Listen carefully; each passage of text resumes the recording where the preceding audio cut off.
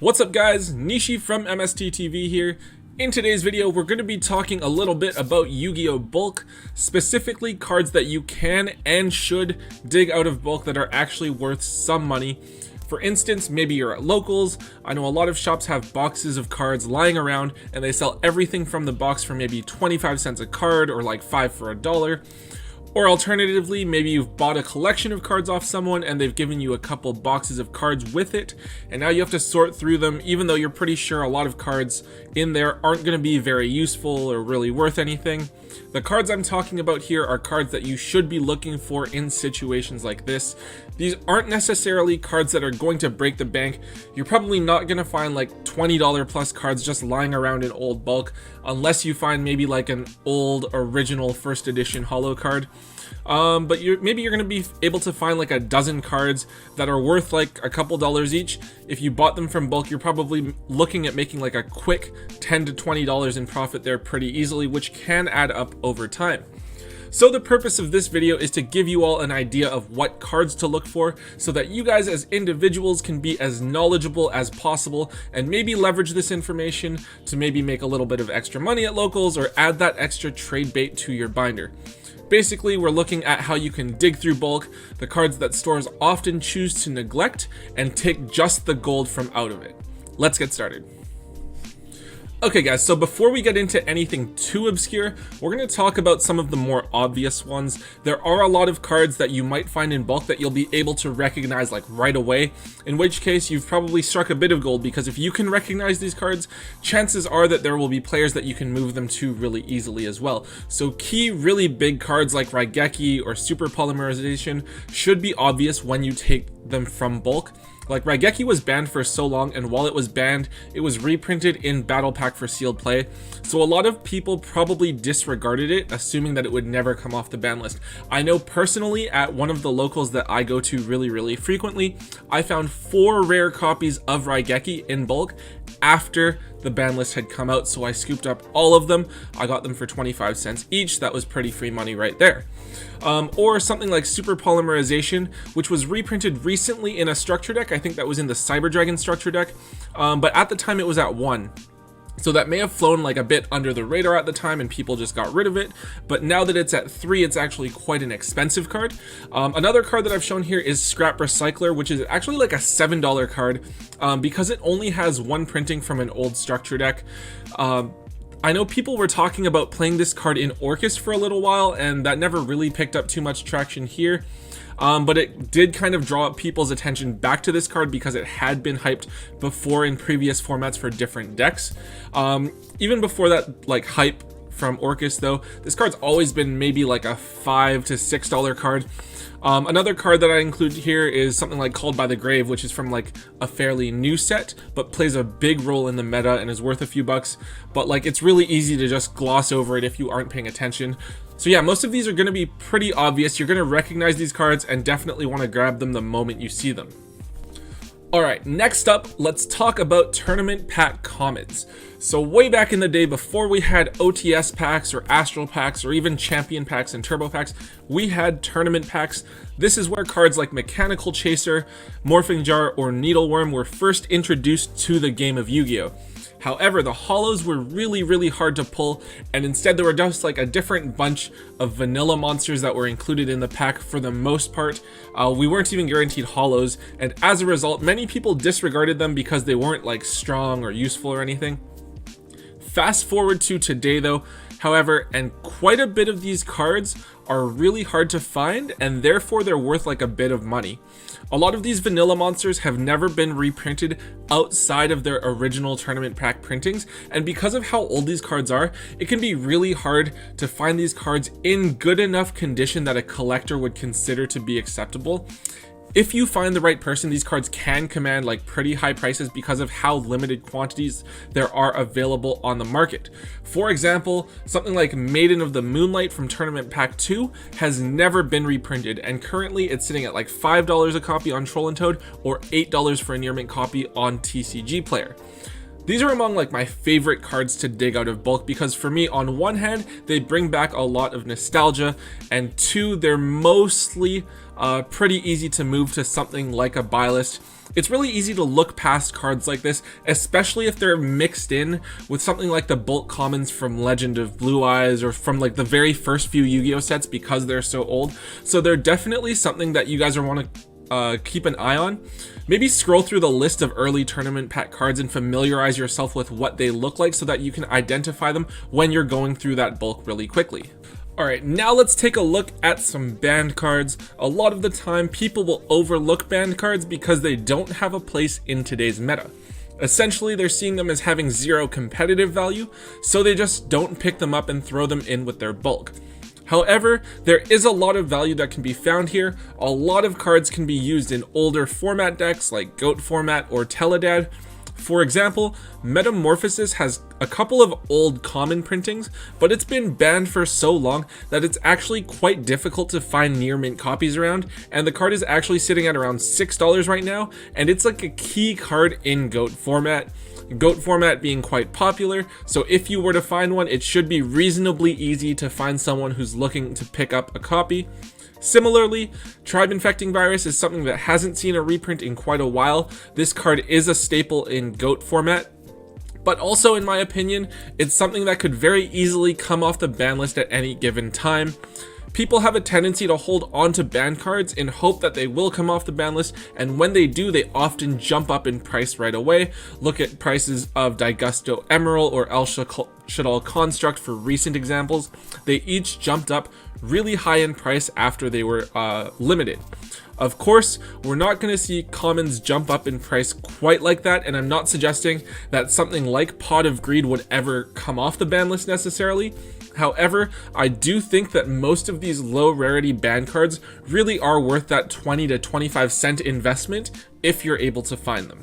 Alright, so we're getting a little bit more specific here. In particular, I want to look at the commons from the Frog engine, so Swap Frog, Dupe Frog, and Ronin Totem. Each of these cards only has one reprint, each of which is a holo in OTS packs, with Swap Frog being an ultimate rare. So it's not like these are the cards that are most accessible to find.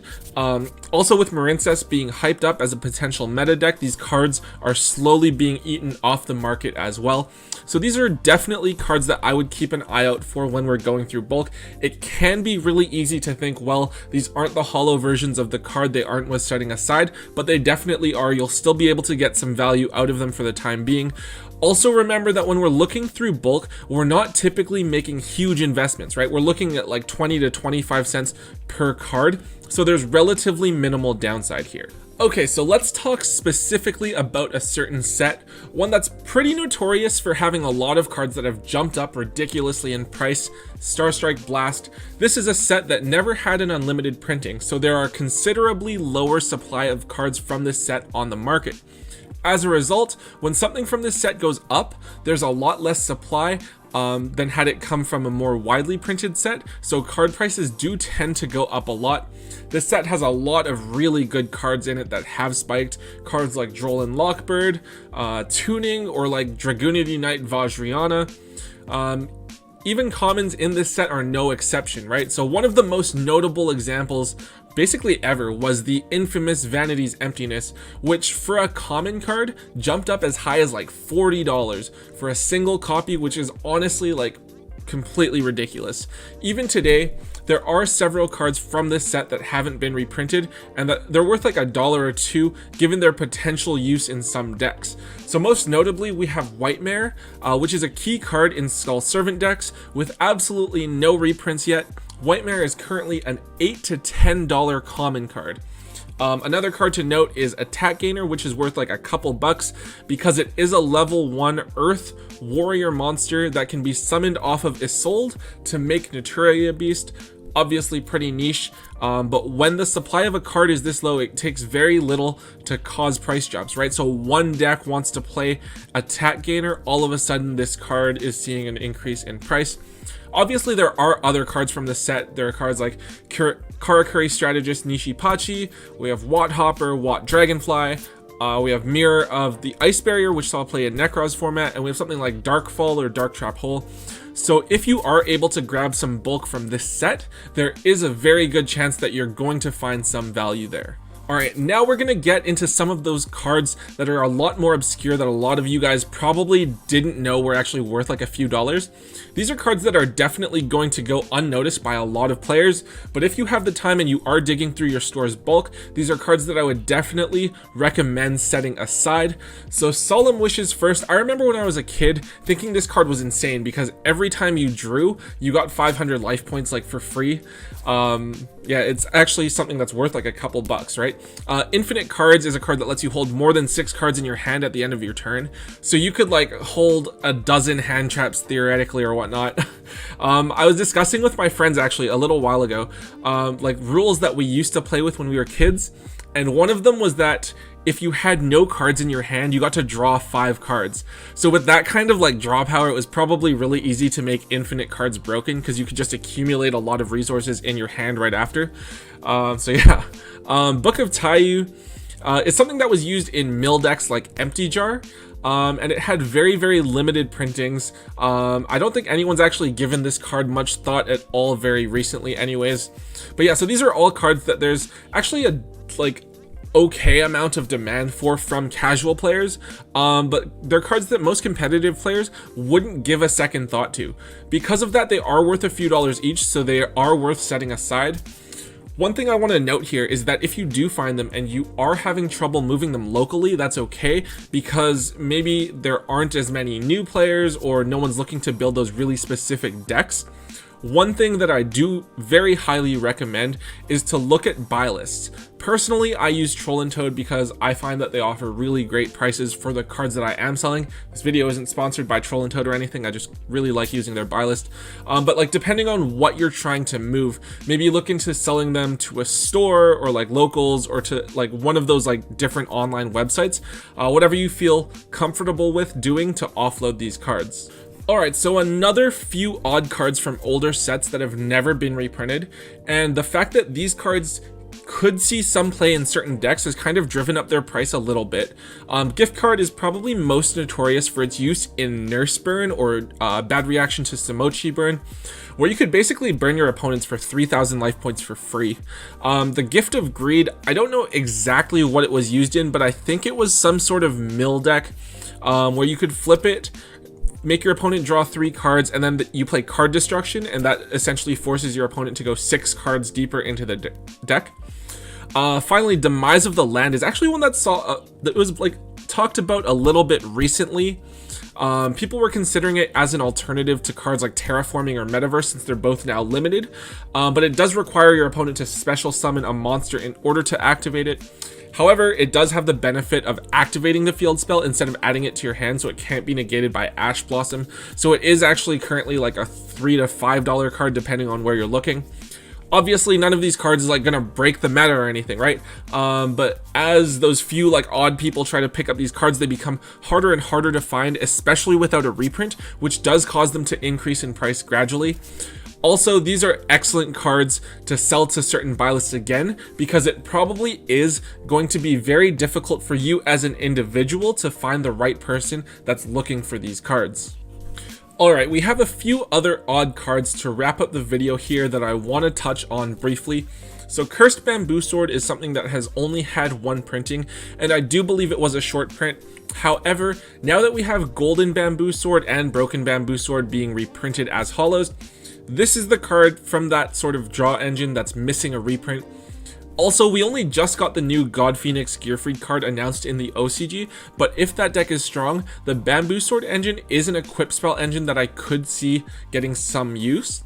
Next up, Grenmaju to Aiza. It's not as pricey as some of the other cards that we've mentioned in the video, but it's still something that's worth setting aside. It only has like a few older common printings, so it can be a hard to find card. The deck does have like an entire strategy that revolves around it where you use cards like Necroface, or you used to make Fairy Tale Snow. I guess you can use the new Gazette card from Rising Rampage to make Grenmaju to Aiza really big. Obviously, it's like a really niche strategy, but it's a cute card that you can find. And then finally, we have Dark World Dealings, something that saw a bit of hype when Dangers first came out. This card hasn't had a reprint in a while, actually, but it's like a generic draw and discard that allows you to proc discard effects. It had one common reprint in the Dark World structure deck, but that was like quite a few years ago now. It can also be used in some of those degenerate strategies where you try to dig through your deck as quickly as possible. So chances are that you are going to be able to find a buyer for this card reasonably quickly compared to some of the other cards. Okay, so actually, a few more cards that I wanted to talk about quickly before I wrap up the video. So Soul Absorbing Bone Tower saw quite a bit of hype when Mayakashi were first announced, and the deck was basically just a mill deck. If you could combo properly, you could mill out your opponent's deck turn 1. However, the hype for this card has died down now, and anyone that wants to play the deck probably has it already. But the fact that it hasn't been reprinted between the time that Mayakashi came out and now means that you will be able to sell it for that little bit of money. Next up is Manju of the 10,000 Hands, and Manju is just one of those cards that always seems to be worth a couple of dollars regardless of how many times it gets reprinted, just because of how useful it is. This card essentially searches like anything in ritual decks, and even though it has like super and dual terminal printings, it always seems to be worth a little bit of money. It's kind of like Allure of Darkness or Elemental Hero Prisma in that way, which are also cards that you could fit in here if you guys see them in bulk, because they do have those common printings that are going to go overlooked. Anyway, if you do see Manju in bulk, definitely something that you would want to grab. And then the final card we're going to talk about here is DNA Surgery. DNA Surgery is a really situational side deck card that actually hasn't seen play in quite some time. However, during Bujin format, this was a really solid side deck option because it didn't let that deck use any of the support monsters, because you could only pitch Crane to boost a Beast Warrior monster. So yeah, it was like a cute card, nothing that's really gonna see too much meta play at the moment, but it's definitely something that I would pick up and hold on to. The card's pretty old and it hasn't seen a really big reprint in quite a while, so if you do have the opportunity to snatch them up for cheap from bulk, I would go ahead and do that just in case they happen to become relevant again. Anyways guys, that is it for this video. I know there was a lot of content here, so thank you very much if you stuck around with me until the end here. I hope that you guys find it helpful. Personally, I've bought a lot of collections from people, and it really helps you to maximize your value from purchases like that if you're able to look for these cards. Also, sometimes when you're like at locals and you're bored, you just want to kill time in between rounds, or maybe you're playing with friends but they're playing in tourney and you just don't feel like competing, you can dig through some common bulk and find some pretty cool stuff. So yeah, that's it from me for this video. Let me know in the comments below if there's anything that you guys think I missed, or cards that you guys personally look for when you're doing those dumpster dive type things. And if you found this video helpful, please make sure to smash that thumbs up button for me. And of course, be sure to subscribe for lots more regular content from MST.TV coming up.